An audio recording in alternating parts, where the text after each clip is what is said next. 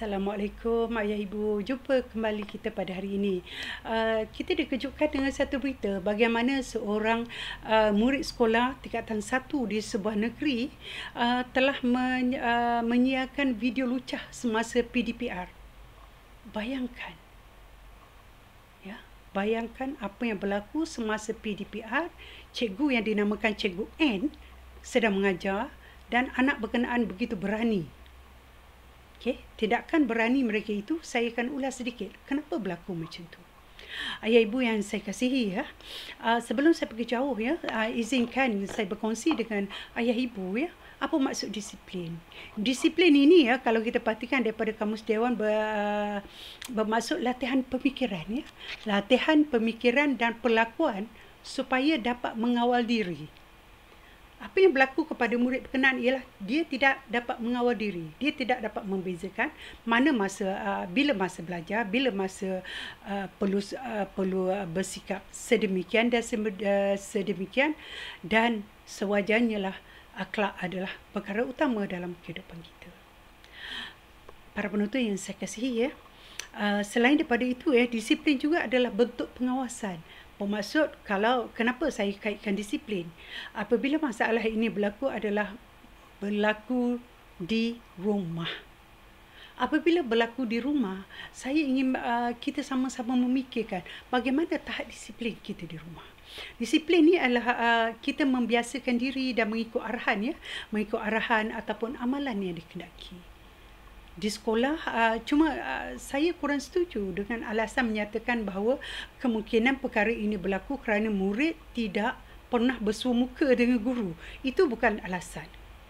Tuan-tuan dan puan-puan, tidak bersua muka secara fizikal bukan alasan untuk murid-murid atau sesiapa sahaja berkelakuan tidak baik, tidak elok terhadap guru atau sesiapa sahaja.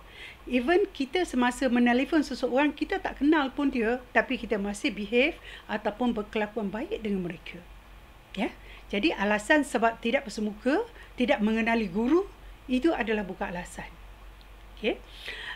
Para penonton, para pelajar yang saya kasihi, ya, punca, ya, sebab apa punca? Pertama sekali, of course lah, kita akan sebut ibu bapa punca dia.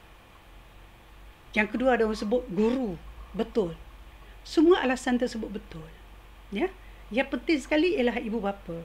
Apa yang telah kita buat? Macam mana kita kawal disiplin perlakuan amalan anak-anak kita? Adakah kita membiarkan mereka tanpa menyatakan apa perlu, what do's and don't dalam PDP, dalam melayari internet dan sebagainya? Adakah itu cara murid berkenaan memprotes sebab dia perlu hadir kelas? Itu juga persoalan yang perlu kita tanya pada diri kita. InsyaAllah nanti saya akan ceritakan tentang tanda-tanda protes seseorang. Ayah ibu, selain daripada itu, ya, pengaruh media sosial dengan penggunaan gadget yang mereka bebas gunakan sekarang juga, itu adalah antara punca yang berlaku. Kenapa kanak-kanak berkenaan, ya, di usia 13 tahun begitu berani? Apabila keadaan ini berlaku, sama-samalah kita berfikir bahawa sebenarnya berapa banyak bom jangka yang kita simpan dalam rumah kita, ataupun kita simpan di sekolah kita. Itu Allah nak tunjukkan kepada kita, itu satu saja. Bagaimana dengan anak-anak yang lain? Bagaimana dengan anak kita, anak saya? Ayah ibu yang saya kasihi, ya, apa yang berlaku kepada kanak-kanak berkenaan di usia 13 tahun mengganggu Cikgu N di sebuah negeri di Selangor, kalau tak silap saya, ya, di satu daerah, katanya daerah Kepong, tapi saya tak pasti, minta maaf, ya. Sikap murid berkenaan mungkin menunjukkan protes dan juga sikap pentingkan diri. Kenapa saya katakan pentingkan diri? Sebab sebaik saja dia berkelakuan berkenaan, dia tidak memikirkan impak dia. Impak dia adalah PDP berkenaan tidak dapat diteruskan dan mungkin mengambil masa untuk diteruskan, okay, untuk melakukan siasatan dan sebagainya. So, murid berkenaan adalah antara murid yang pentingkan diri. Sebab itulah masalah disiplin yang berlaku di sekolah atau di mana-mana saja, salah satu puncanya ialah murid yang melakukan masalah disiplin ialah mereka yang mementingkan diri mereka. Selain daripada itu, ya, rakan-rakan, sama ada rakan maya ataupun rakan secara fizikal. Okey? Ataupun rakan sebaya turut mempengaruhi anak-anak kita. Oleh itu, ayah ibu, sebaik mungkin kita kawal, kita kenal, kita tahu dengan siapa mereka berkawan. Ya? Bom jangka berlaku di mana-mana. Kita ada anak-anak gadis kita, anak gadis belasan tahun di sekolah, dengan ada kamera di hadapan ataupun handphone yang berkamera canggih, apa mereka lakukan? Oleh itu, ayah ibu, sudi-sudikanlah memeriksa telefon bimbit anak-anak kita. Sudi-sudilah memeriksa apa laman web yang anak kita layari. Ayah ibu yang saya kasihi, ya, selain daripada itu, penting, ya, sebagai ayah ibu, sebagai guru dan sebagainya, tanya khabar.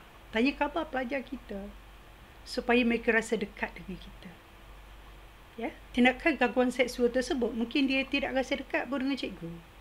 Ya, ataupun dia terasa dipinggir oleh ibu bapa. Ya. Dan ayah ibu, sekali lagi, ya, saya menyarankan agar tanya perkembangan anak-anak. Jangan cikgu saja tanya. Kita ibu ayah kena tanya juga apa perkembangan anak-anak kita. Belajar apa. Tetapi ingat, ya, kita tanya perkembangan. Saya ingin tekankan sekali lagi, seboleh-bolehnya cikgu dan seboleh-bolehnya ibu ayah, bukan saja seboleh-bolehnya ibu ayah, jika ada nak komplain, nak apa-apa, jangan komplain di hadapan anak. Itu akan menjatuhkan rasa hormat anak kepada cikgu kita. Oleh itu, ibu ayah, jadikan apa yang telah berlaku dengan tayangan video lucah berkenaan sebagai satu sempadan. Peranan guru sentiasa ingatkan disiplin dan sentiasa tanya khabar.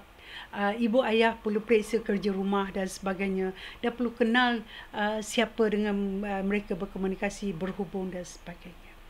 Ibu ayah yang saya kasihi, guru-guru yang saya sayangi, dan anak-anak pelajar saya yang saya kasihi, saya ingin bawa kita bersama-sama dalam satu bahtera pendidikan yang cemerlang. Dan sekiranya ada bom jangka yang akan meletup bila-bila masa, sama-samalah kita hapus sebelum dia meletup dan memakan diri kita semua. Ya ibu yang saya kasihi, sehingga kita jumpa lagi, dan semoga anak-anak kita terkawal, ya, dalam menggunakan gadget, dalam pengajaran dan pembelajaran dalam talian sekarang. Oleh itu, kita jumpa lagi. Assalamualaikum.